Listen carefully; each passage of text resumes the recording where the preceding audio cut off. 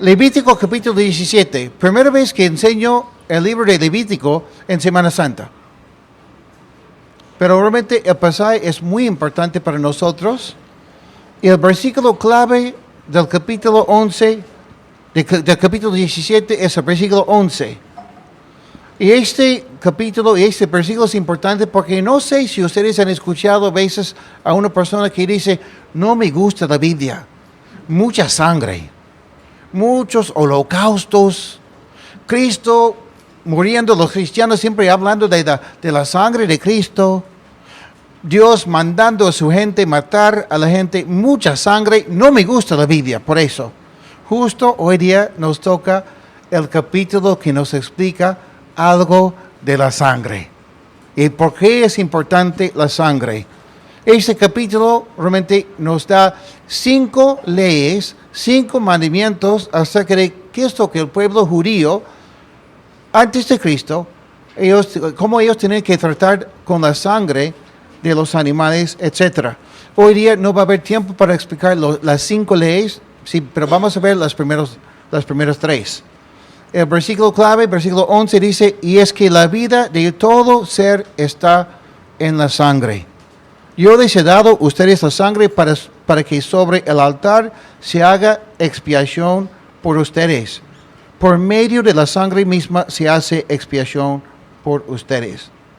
La frase clave de este capítulo, y quizás la frase clave de toda la Biblia, está en ese versículo 11.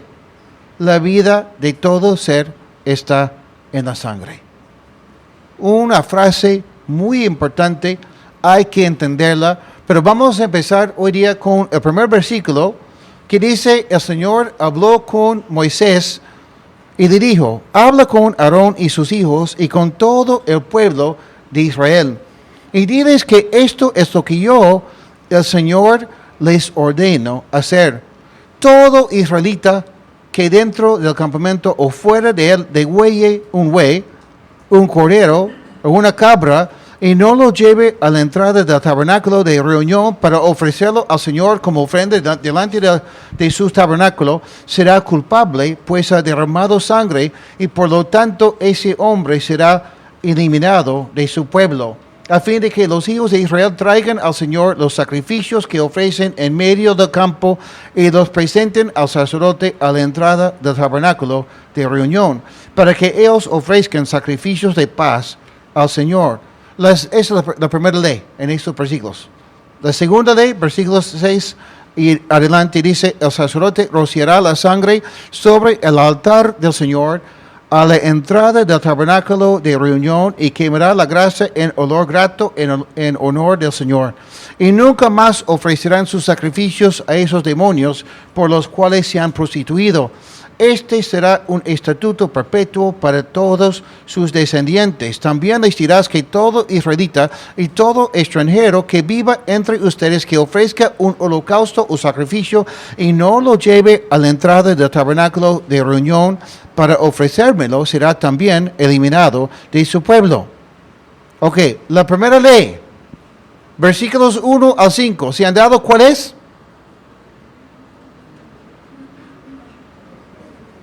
Que uno se quiere ofrecer un holocausto, un sacrificio a Dios, no importa dónde, lo importante es que lo tiene que hacer. El lugar no es importante, amén. No, así no dice. La primera ley, versículos 1 al 5, para los judíos, es cuando una persona quería ofrecer un holocausto al Señor, solo había un lugar donde era lícito, permitido para un judío ofrecer ese holocausto. El lugar se llama el tabernáculo, el lugar donde el pueblo se reunía. Tenía que presentar su holocausto en el tabernáculo y dárselo al sacerdote. ¿Y por qué? Dios está enseñando a su pueblo cada vez más que hay un solo camino. Y no es que la persona pueda decir, yo sirvo al Señor, amo al Señor a mi manera. La persona lo tiene que hacer como Dios manda, porque Dios es Dios y yo no soy Dios. presentar su holocausto en el lugar adecuado y al sacerdote. Nosotros entendemos muy bien que nuestro sacerdote, ¿quién es? Brian. No. Nuestro sacerdote es Jesucristo. Y Cristo dijo, yo soy el camino, la verdad y la vida. Nadie viene al Padre sino por mí. Si nosotros intentamos ofrecer algo a Dios aparte de Jesucristo, Dios no lo recibe. Y ahora, la idea de los holocaustos era reconocer delante de Dios el pecado. Que la persona había pecado, que el pueblo había pecado. Unos holocaustos se tratan de eso. Otros holocaustos se tratan de dar gracias a Dios por sus bendiciones. Ambos holocaustos se presentaban en el tabernáculo. Al final la persona daba una parte al sacerdote y comía una parte en la presencia de otros pecadores y además en la presencia de Dios. Siempre en el tabernáculo. La persona tenía que presentarlo en el tabernáculo, no solo para pasar tiempo en la presencia de Dios y el sacerdote y los demás, sino otro motivo por lo cual tenía que presentarlo ahí era para protegerle a esa persona de qué cosa, de la idolatría. Los pueblos paganos y los judíos habían sido influenciados por los egipcios, por ejemplo, y otros pueblos también. Los otros pueblos, ¿qué hacían? Ofrecían holocaustos, sacrificios en muchos lugares, en altares, normalmente en los montes, en la altura, etcétera, ¿no? Y Dios está diciendo, ustedes no lo van a hacer así porque la idolatría es peligroso. Va a ser una trampa para ustedes. Entonces, debería ser obvio que si estamos participando en una religión que promueve la idolatría, no es una iglesia, pero sí es una religión que Dios no reconoce. No digo eso para atacar a ninguna persona, solo para explicar lo que Dios está diciendo aquí.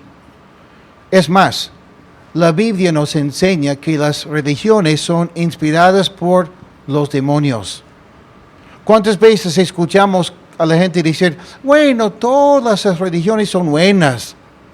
Dios no opina así. Porque Dios dice, Cristo dijo, yo soy el camino, la verdad y la vida. Nadie viene al Padre sino por mí. El diablo, Satanás, desea ser adorado. ¿Se han dado cuenta de eso? Hay voy a decirlo con cuidado porque no es competencia exactamente, pero Satanás siempre quiere quitarle a Dios su gloria y lo que debemos de hacer es alabar al Señor. Pero en que Satanás está en contra de Dios, siempre busca recibir la adoración que le corresponde a Cristo. Cristo mismo enfrentó esa tentación cuando estaba siendo tentado en el desierto.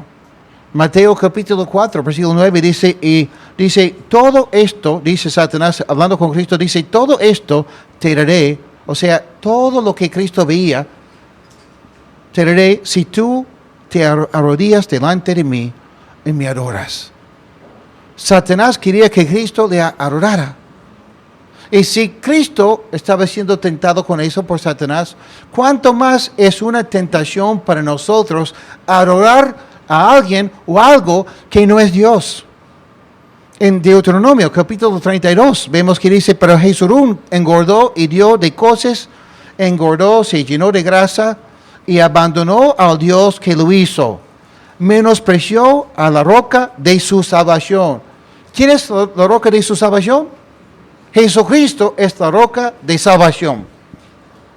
Dice, con dioses ajenos despertó sus celos, con sus repugnantes hechos provocó su ira.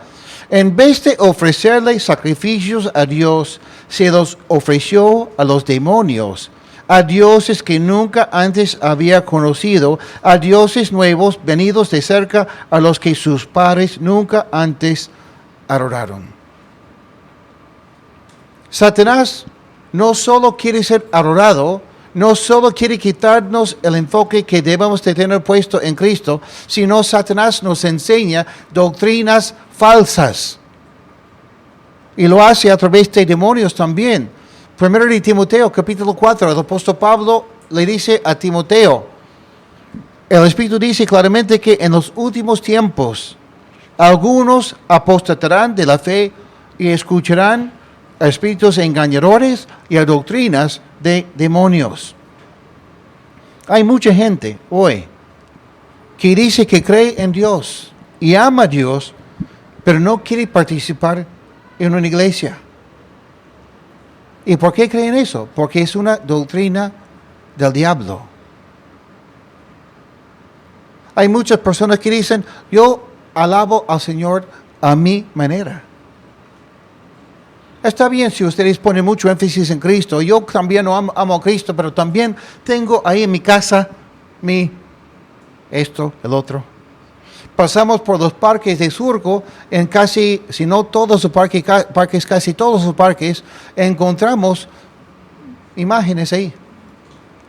A veces cuento que un día estaba sentado en una banquita ahí, llegaron los obreros de Surco para sacar la Virgen y para limpiarla. Y sacándola con tanto cuidado.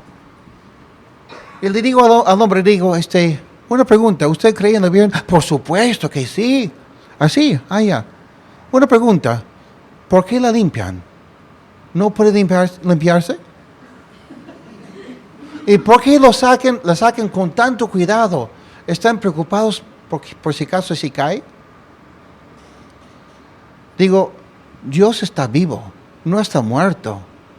La Biblia dice que hay un solo mediador entre Dios y los hombres, Jesucristo. Cristo es el único camino. Cristo quiere escuchar tus oraciones y recibir tu alabanza. Y el hombre me dice, ¿verdad, no? ¿Y cuántas veces lo explicamos a las personas? Y cuando lo explicamos, la persona dice, sí, tiene sentido, claro que sí.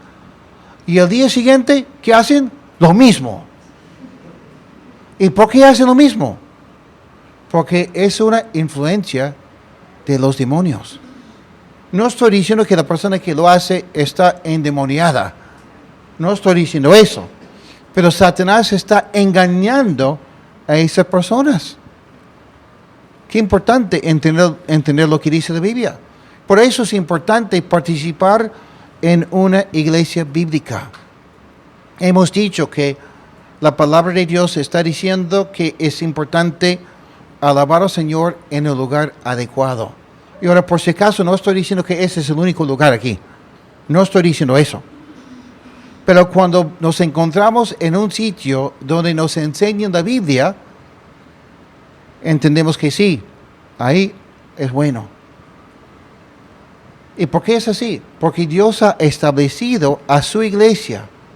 Y es imposible, escúcheme, es imposible amar al Señor como debe ser y servir al Señor de manera bíblica aparte de su iglesia.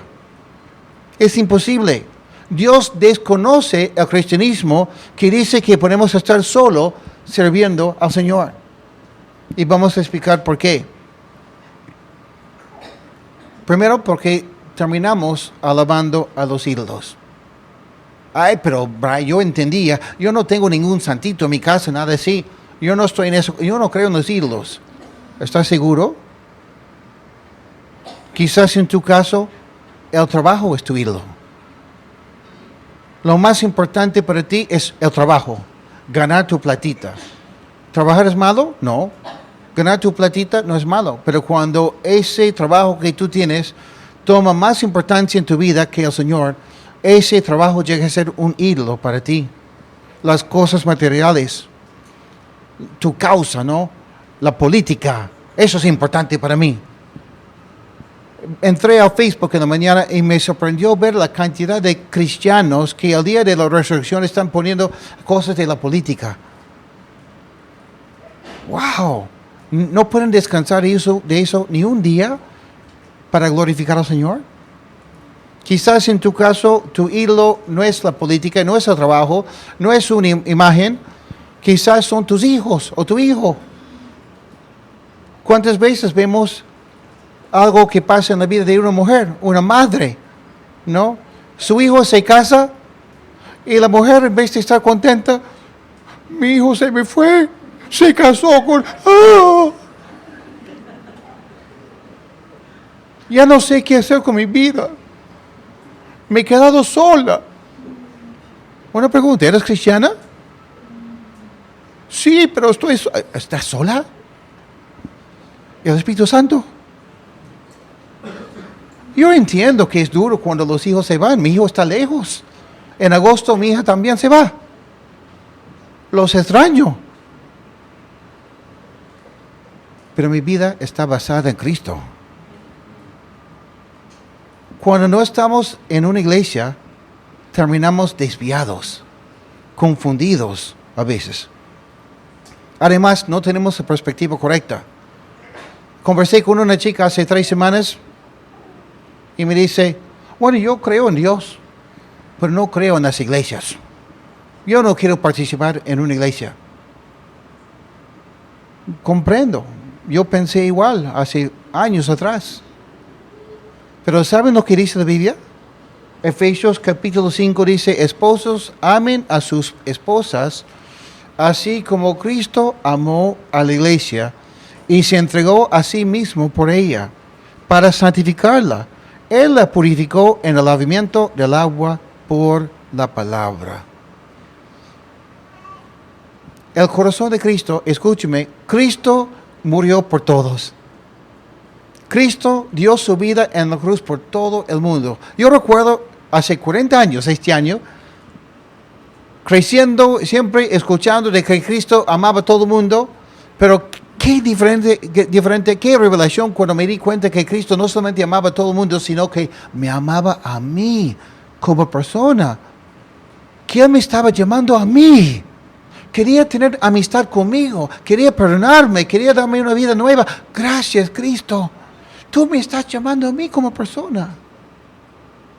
Pero también es cierto cuando decimos que no solo es que Cristo dio su vida por todo el mundo, sino que Cristo dio su vida por su iglesia. Cristo dio su vida por su iglesia. Cristo ama a su iglesia. ¿Tú amas a la iglesia de Cristo? En el momento que tú dices, amo a Dios, pero no necesito la iglesia. ¡Wow!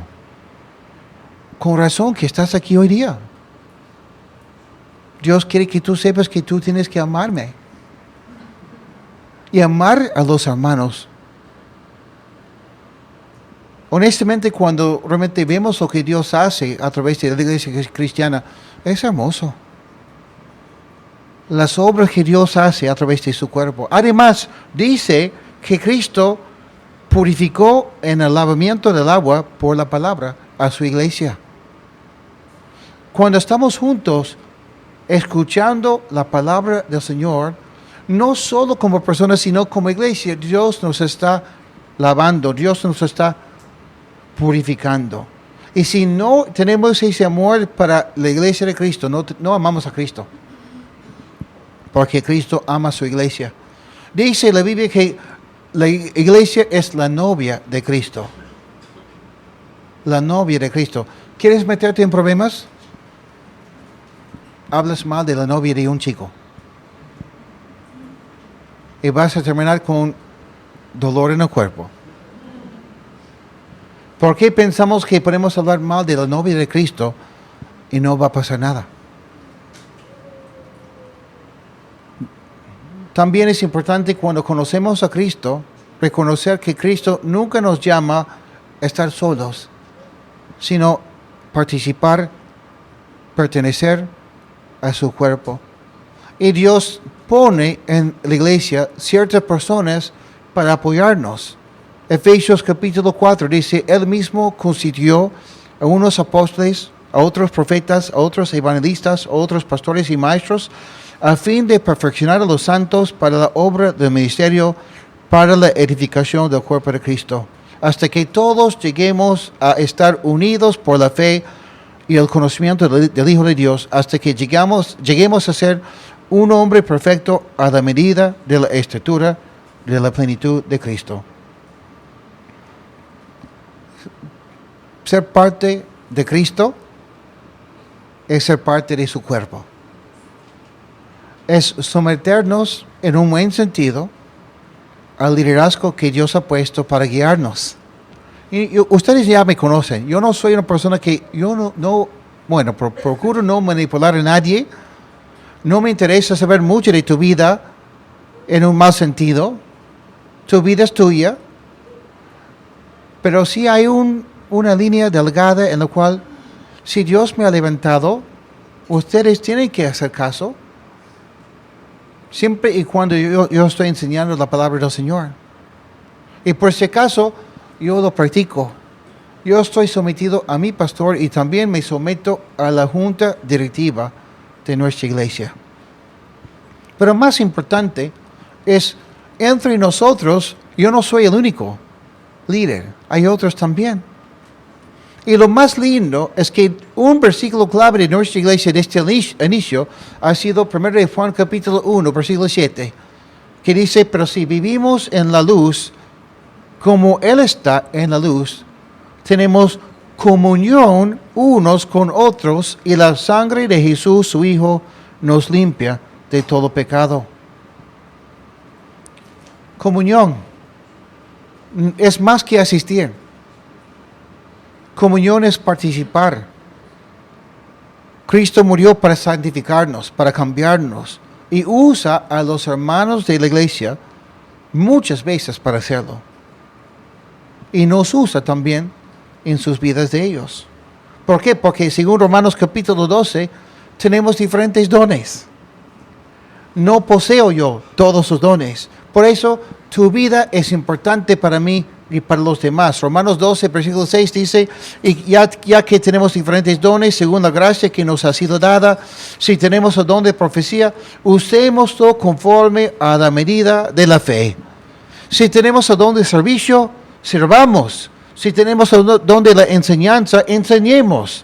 Si tenemos el don de exhortación, exhortemos.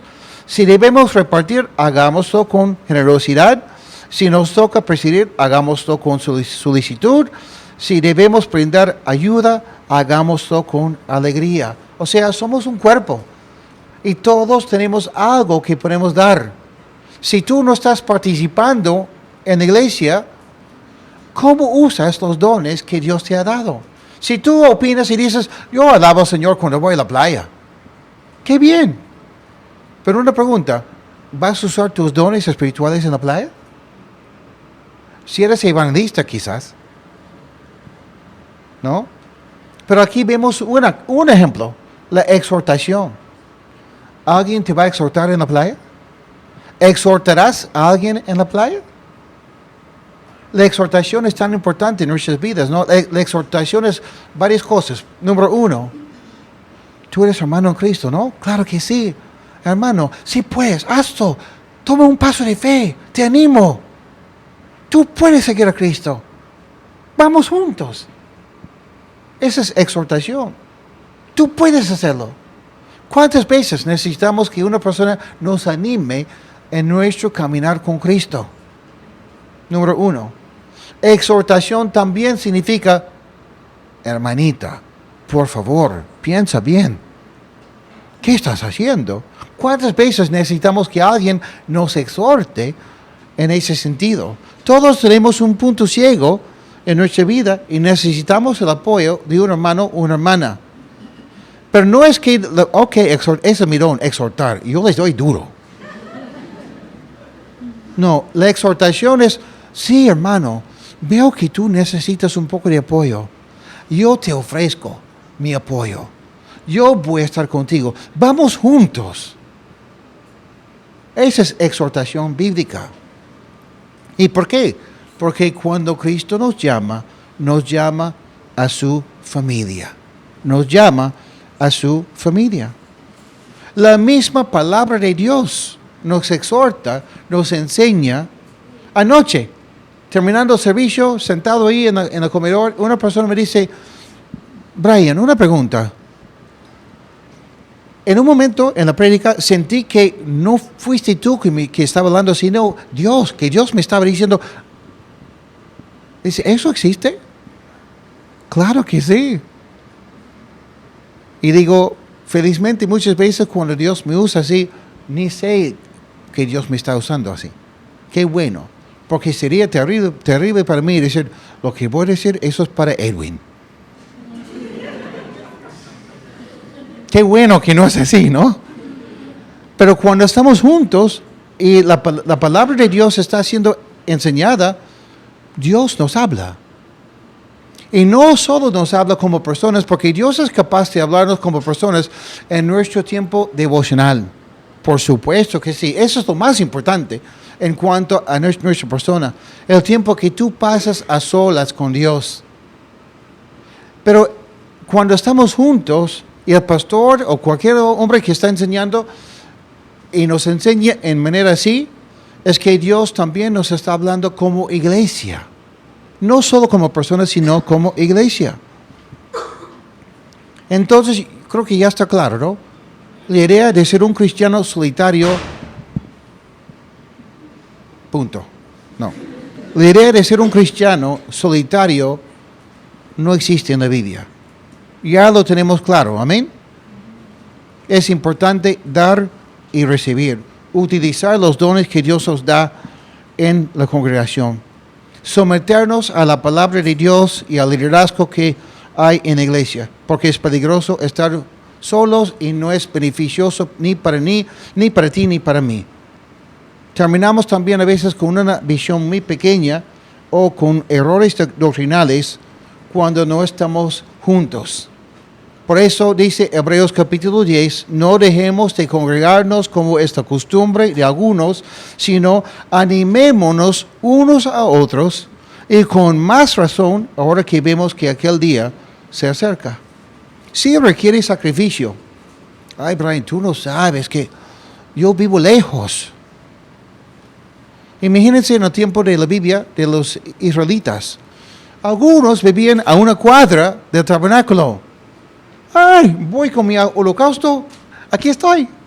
Pero otros vivían lejos y tenían que llegar o sí. Había un solo lugar. No es que Dios dijo, ok, aquí está el tabernáculo principal, pero también hay sucursales. Y ahora no estoy diciendo que debes ir a una iglesia que te quede lejos tampoco. Pero lo que estoy diciendo es que a veces requiere sacrificio. Me impactó realmente la vida de mis hermanos cubanos cuando fui hace años. Y inocentemente pregunto, algunos que habían llegado con niños pequeños, ¿a qué distancia viven ustedes? 3 horas. ¿Así? ¿Y cómo llegan? Caminando. Pleno sol, ese sol del Caribe, a veces la lluvia. ¿Y con qué frecuencia vienen? No, siempre venimos. Caminan 3 horas para llegar y 3 horas para regresar a casa con sus hijos pequeños. Sí, es porque amamos a Cristo y es un privilegio para nosotros estar en la congregación. Y nosotros, ay, es que hermano, el tráfico, la flojera, da flojera porque, ¿no? Requiere sacrificio, requiere una perspectiva correcta. No es asistir cuando te da las ganas. Tampoco es solo asistir, es participar, es ser parte del cuerpo de Cristo. También es permanecer donde Dios te ha colocado. La Biblia dice que somos un cuerpo y que somos miembros todos del cuerpo de Cristo. La mano funciona muy bien aquí. Pero en el momento que la mano quiere separarse, imagínense lo que pasaría después de 3 días en pleno sol, la mano estando separada del cuerpo. Mejor no hablamos de eso. O cuando la mano dice, ya me cansé de estar aquí, prefiero estar acá. No va a funcionar. Por eso es importante ver dónde Dios te ha colocado, no solamente en qué iglesia, sino en qué ministerio, y servir fielmente en la iglesia y en el ministerio que Dios te ha puesto. Otra cosa que es importante, había un solo tabernáculo, un lugar donde la gente se reunía bajo el liderazgo, bajo los sacerdotes. Doy gracias a Dios por el internet. Por si acaso, si en algún momento no pueden llegar aquí, si están hospitalizados o casi muertos, ese es pretexto, ¿no? Y por si acaso, si tienen un smartphone, ¿no? Pueden buscar en internet, tenemos las prédicas en YouTube. Pero ver las prédicas, ver cosas así en internet, no es reemplazo por estar aquí. Porque igual ver las cosas en internet es una bendición, pero tú no vas a poder servir a otros. No vas a poder recibir de otros solo por internet. Tampoco no significa ir en contra de lo que Dios está haciendo. Felizmente lo que voy a decir, según lo que yo sepa, no está pasando en este momento. Por eso no estoy señalando a nadie. Pero cada cierto tiempo en la iglesia, no solo en esa iglesia, sino en otras, escuchamos algo. ¿Qué es lo que pasa? Nadie le dice nada al pastor. Y de repente escuchamos que hay un grupito que se ha formado en tal lugar. Y tal señor está enseñando un grupo, invitaron a la gente. Y de repente el pastor se entera porque una persona le dice, pastor, a mí me han comentado que es así. Y, ¿así? Eso no está bien, eso no es bíblico. ¿Dónde escuchaste eso?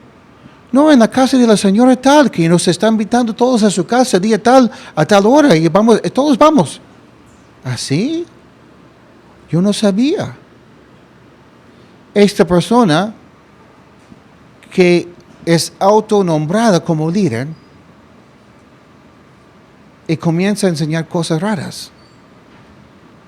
Por si acaso, cuando tenemos un ministerio, tenemos un grupo en casa, siempre lo anunciamos. Y ahora no estoy diciendo que no pueden ir a la casa de un hermano para tomar lonchecito. Claro que no. Les animo, háganlo. No, hay que hacerlo.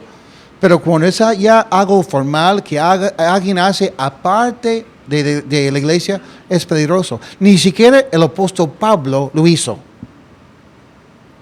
Cada cierto tiempo hay personas que no me preguntan, y tampoco no es que quiero controlar la vida de las personas, pero me avisan. Pastor, yo voy a tal sitio para ministrar. Yo voy. Ok, vamos a orar por ti. Pero no es lo que vemos en la Biblia. Porque vemos en la Biblia que el apóstol Pablo, estando en la iglesia de Antioquía, orando con los ancianos, el Espíritu Santo habla no solo a Pablo, sino a los ancianos, y todos ellos toman la decisión de enviarle a Pablo con Bernabé a la obra misionera. Y respaldan a Pablo y a Bernabé con esa obra que él hace. Tú eres libre. Si tú quieres irte a administrar tal sitio, está bien. Espero que te vaya bien. Honestamente, sí, estoy siendo sincero con eso. Pero te aviso, no es la manera bíblica. ¿Ok? Ok, quizás la parte más importante para aquellos que son nuevos aquí hoy día y los que también tienen tiempo. La tercera ley, versículos 10 al 12. Si algún israelita o extranjero que viva entre ustedes come sangre, yo me pondré en contra de él y lo eliminaré de su pueblo. Y es que la vida de todo ser está en la sangre.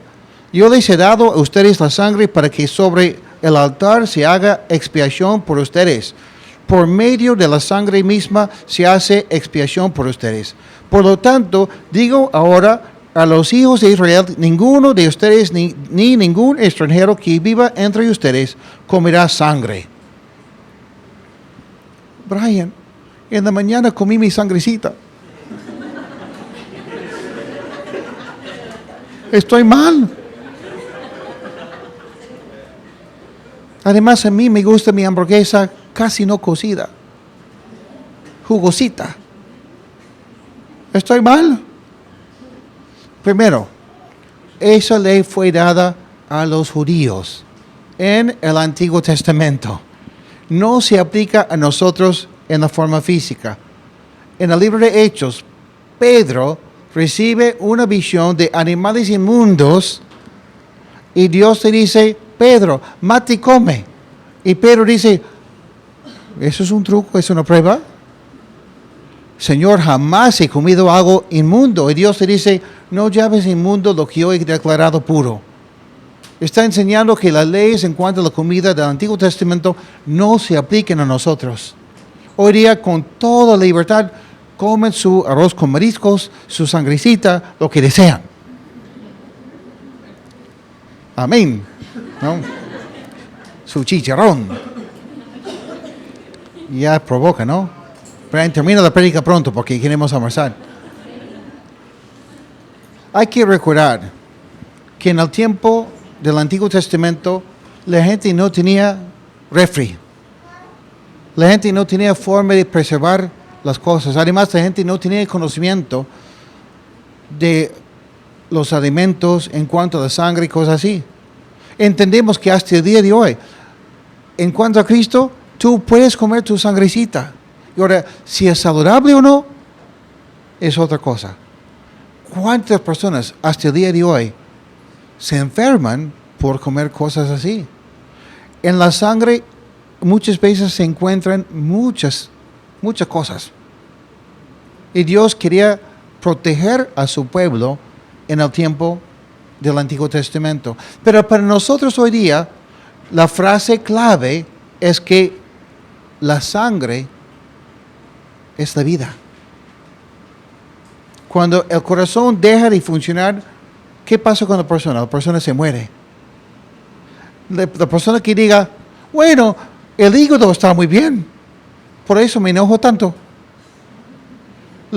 Mis riñones también están funcionando muy bien, los pulmones están muy bien, el único problema que tengo yo es el corazón. Bueno, no es una gran cosa porque los demás órganos están funcionando. La persona, ¿cómo va a terminar? A largo plazo. Si no corrige algo, si no se cuida, ¿no? ¿Y por qué? Porque el corazón es lo que bombea la sangre a todo el cuerpo. Cuando la sangre no fluye, la persona se pone mal. No importa si los demás órganos están funcionando. La sangre realmente nos habla de la vida. Cuando tú sufres un accidente, algo así, y hay un corte aquí, ¿qué pasa? Si pierdes mucha sangre, no puedes decir, mejor echamos agua. La sangre es única. Y ahora, los paganos en el tiempo del Antiguo Testamento, hasta hay personas que hoy día también lo hacen. Ellos pensaban que al tomar la sangre de un animal, ellos por tomar esa sangre iban a adquirir unas características de ese animal. Por ejemplo, en el África, la gente mataba al león y tomaba su sangre. Y terminaba, ¡ah! Bueno, no tanto. Pero ellos pensaban que al tomar la sangre del león iban a terminar feroces, fuertes, veloces como el león. Y Dios está diciendo, mira, no es así exactamente. Cuídense de esa mentira. Y ahora, en el tiempo de la Biblia, ¿se acuerdan de Adán y Eva? Adán y Eva están ahí en el paraíso. Y Dios les dice que no comen del fruto. El día que comen del fruto, morirán. Y Eva, siendo tentada por Satanás, come. Le dice, Arancito, ¿quisieras probar? A ver. Y come Adán también. Y en el momento que comen los dos, ¿qué pasa? Eva, estás desnuda. Adán, viene Cristo caminando, hay que hacer algo, qué vergüenza, estamos desnudos. Ay, a ver, hoja de higuera, eso va a funcionar. Y intenten cubrirse con unas hojas de higuera. Qué incómodo. Ustedes quizás han tocado una vez en su vida la hoja de higuera. Quería cubrir su parte privada y terminaba, no puede serlo exactamente así, pero, ¿no? Además, Mientras se secaba la hoja, ya no cubría tanto. Incómodo y ambos terminan avergonzados. Llega Cristo. ¿Cómo están? Noto que hay una moda nueva, ¿no? Viene de París. ¿Ah? ¿Y qué hace Dios? Mata un animal. La sangre de un animal es derramada para que ellos puedan cubrirse con esas pieles. Pero la sangre de ese animal solo logra cubrir su pecado. No transforma su vida. No cambia su corazón de la persona. Ni de Adán y Eva, ni la persona que ofrecía el holocausto en el Antiguo Testamento. Ellos ofrecían esos holocaustos esperando la llegada ¿de quién? De Jesucristo. Y es interesante porque pasan 1500 años los judíos escuchando siempre la misma ley. Una ley que al final solo señalaba hacia Cristo, pero no perdonaba sus pecados, solamente cubría los pecados por un tiempo. No eran capaces esos holocaustos de purificar su corazón, ni nada así. No eran capaces de llenar su corazón del significado de Dios. 1500 años, Dios mandando a su pueblo no comer, ni tomar, ni beber la sangre de un holocausto, ni siquiera. Ni hablamos de un animal común y corriente, ni siquiera la sangre de un holocausto presentado en el tabernáculo. La sangre, no. 1500 años, todos los años, la sangre, no. La sangre, no. La sangre, no. ¿Y cuántas veces nosotros, recordando que la sangre representa la vida, intentamos satisfacernos con la vida de otro? Porque la vida representa, la sangre representa la vida. Si somos deportistas, quizás un futbolista. Y vemos el partido y pensamos, cuando mete gol, nos identificamos con ese futbolista. Es como si estuviéramos ahí jugando nosotros. Eso siempre es curioso para mí. El Perú juega y las pocas veces que gana, ¿qué decimos? ¡Ganamos! Y felices, ¡ganamos! Y cuando pierde, perdimos. Yo siempre pregunto, ¿tú estabas ahí en la cancha jugando? ¿Por qué dices ganamos? Tú no jugaste. Yo siendo joven, en mi país, jovencito, niño, yo también pensaba así. Mi equipo de fútbol americano, cuando ganaba, yo feliz toda la semana. Y cuando perdía, yo triste, 3 días. ¿Por qué? Porque yo buscaba satisfacer mi vida con la sangre, con la vida de un deportista. Quizás en tu caso no es un deportista, sino es un músico. La música para ti es tu escape. Te aíslas del mundo porque escuchas tu música. Yo soy de esa música, sí, ¿no? La música es lo que tú buscas para satisfacer tu corazón. A veces, como hemos dicho, es otra persona. Hasta terminamos chupando la sangre de la persona. Después nos preguntamos por qué todo termina mal. Porque pobrecito, tú esperas de esa persona algo que la persona jamás podía darte. Y tú terminas desesperado, descontento y la persona agotada. Porque tú le has quitado toda su sangre y su vida. Ustedes conocen personas así, ¿no?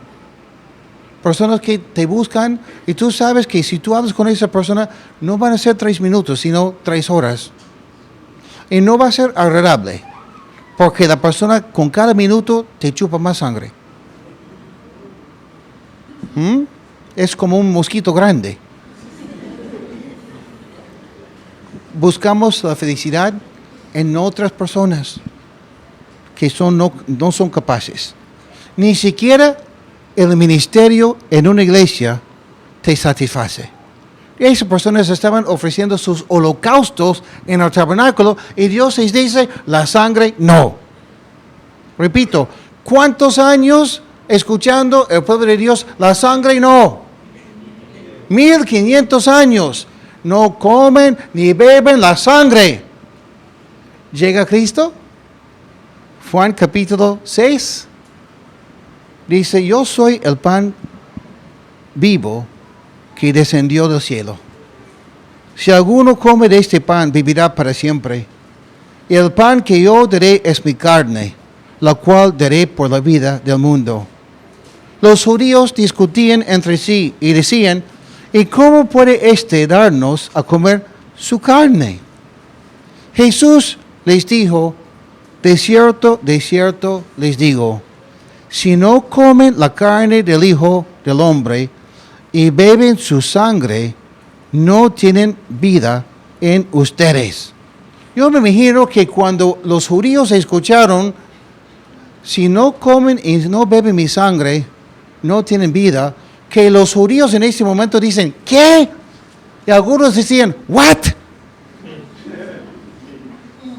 No puede ser. Y Cristo continúa diciendo, el que come mi carne y bebe mi sangre tiene vida eterna. Y yo lo resucitaré en el día final, porque mi carne es verdadera comida y mi sangre es verdadera bebida. El que come mi carne y bebe mi sangre permanece en mí y yo en él. ¡Wow! Lo que los holocaustos, lo que las personas no podían lograr con su sangre, con su vida contaminada, pecaminosa, vino Cristo en pureza, en poder, en gloria, trajo la salvación, trajo lo que es el significado para nuestras vidas, el perdón del pecado, y Cristo dice, lo que no servía para ustedes año tras año, tras año, tras año, yo ofrezco mi sangre para ustedes. Y esta misma sangre de Jesús que está disponible para nosotros el día de hoy.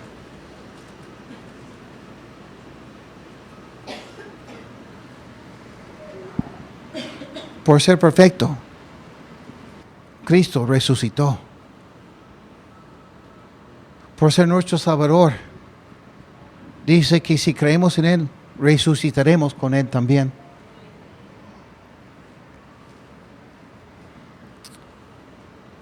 Pero hay que contestar una pregunta. La pregunta es, ¿cuánto vale? ¿Cuánto cuesta? ¿Qué, Brian? Bueno, eso es una pregunta común y corriente, ¿no? Pensamos en comprar una cosa y siempre preguntamos, ¿cuánto vale? ¿Cuánto cuesta? A veces pagamos demasiado. Hablamos con una persona felices, mira lo que conseguí, 5 soles. ¿Pagaste 5 soles? Yo pagué 2. ¿Así? Pagué demasiado, me estafaron. Otras veces pagamos algo pequeño y terminamos diciendo, ¡wow! Recuerdo que hace unos años atrás escuché de una persona que compró en un subasta un cuadro y creo que pagó algo como $15. Y viendo ese cuadro en la parte de atrás, descubrieron la Constitución de los Estados Unidos, una copia original. Pagaron $10, $15 y terminaron ganando como $1 millón. Pagó muy poco por ganar mucho, ¿no? Zacarías capítulo 11, 500 años antes de Cristo, profetiza cuánto iban a comprar la vida de Cristo los sacerdotes, los judíos. Judas Iscariote, estando con Cristo, dice, ya, me paguen 30 monedas de plata, por favor. O quizás ellos le dicen, vamos a pagarte 30 monedas de plata, el precio de un esclavo. No eran conscientes de cuánto valía la vida de Jesús. No entendían lo lindo, lo hermoso que era Cristo, que caminaba entre ellos. Y yo te pregunto a ti hoy día, en tu vida, en tu corazón, ¿cuánto vale Jesús? O quizás podemos cambiar la pregunta. Cuando Cristo te ve a ti, para Cristo, ¿cuánto vales? La Biblia nos enseña que tu vida vale tanto para Cristo que Él pagó por ti con su sangre. Dio su vida por ti. En unos minutos vamos a celebrar la Santa Cena. Y ahora entendemos que cuando comemos la galletita y tomamos la copa, no es que esta galletita y esta copita se convierte en el cuerpo y la sangre de Cristo. No. Pero sí Cristo promete que cuando celebramos la Santa Cena, que Él va a estar aquí, entre nosotros por su Espíritu Santo. Y por eso, en este momento, yo les invito a decir, Señor, he buscado el significado de mi vida en otras sangres, otras personas, otras cosas. Pero hoy día, Señor, reconozco que eres el único. Y yo reconozco que tú derramaste tu sangre por mí. Yo te pido perdón. Yo quiero que tú seas mi Señor. Yo te necesito. Quizás nunca has tomado esa decisión. Hoy día es tu día. Pero Brian, no entiendo todo. No tienes que entender todo, sino confiar. Y Cristo mismo te va a enseñar poco a poco. Alguien siempre tiene que tomar un primer paso. Es un paso de fe. Y quizás hay una persona que dice, sí, hace años yo tomé ese paso de fe, pero algo pasó en mi vida y hoy día me encuentro un poco alejado de Dios. Yo quisiera volver. Lo que vamos a hacer es orar algo breve, algo así más o menos. Señor Jesús, te reconozco hoy día como mi esperanza, como mi salvación. Te pido perdón por mis pecados.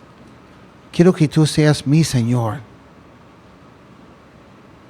Vas a orar conmigo. Y no es tan importante las palabras, sino lo que Dios hace en tu corazón.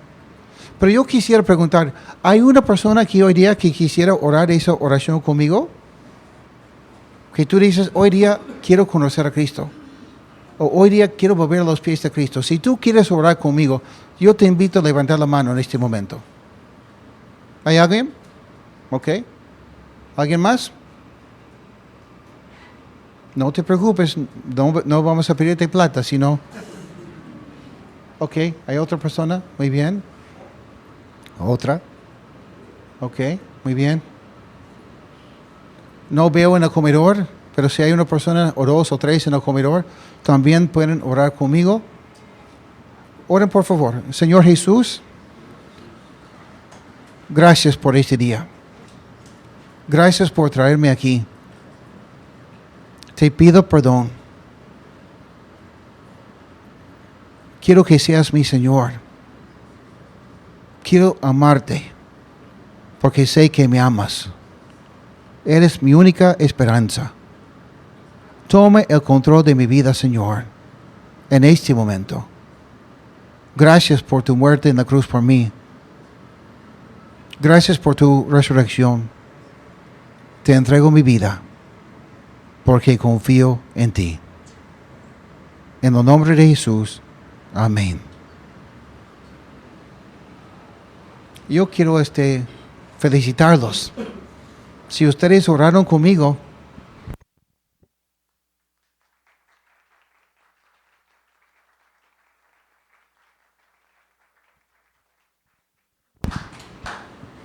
es la mejor decisión que podemos tomar. Yo tomé esa decisión hace 40 años. No he sido fiel. pero Dios ha sido fiel conmigo. Seguramente en estos días vas a pecar. Lo que debes hacer es decirle, Señor, te confieso lo que yo he hecho. Yo te pido perdón, Señor, voy a seguir adelante contigo. Lo que tú has hecho, cuéntalo hoy día a una persona, para que esta persona pueda saber. O una persona cristiana o una persona no cristiana. Y vamos a estar orando por ti. ¿Ok? Y ahora, vamos a prepararnos todos los que desean, para recordar a Cristo. Para quizás examinar nuestras vidas como cristianos, recordar ese gran sacrificio del Señor con la Santa Cena. Va a venir Leandro, va a cantar una canción. Si tú deseas, puedes cantar con él. Si prefieres, puedes quedarte ahí sin cantar, solamente meditando en la letra de la canción o pidiendo al Espíritu Santo ministrarte. Cuando empezamos a servir la Santa Cena, la gaitita, la copita, dos cosas. Primero, vamos a esperar todos hasta que todos estén listos y cuando yo indique, vamos a celebrar juntos. Si no eres cristiano, o si eres un cristiano que tú estás en pecado, practicando pecado, y tú eres consciente de eso, y no quieres cambiar tu vida, yo te pido no participar. Cuando van repartiendo, solamente vas a decir, no, gracias. Pero Brian, yo soy nuevo aquí, ¿puedo participar? Si tú amas a Cristo, claro que sí. Eres nuestro hermano, nuestra hermana en la fe. Es un tiempo entre tú y Cristo. Entre tú y tu Dios. Y vamos a comer juntos, ¿ok? Vamos a tomar unos minutos para prepararnos y para alabar al Señor. Después vamos a comenzar a repartir.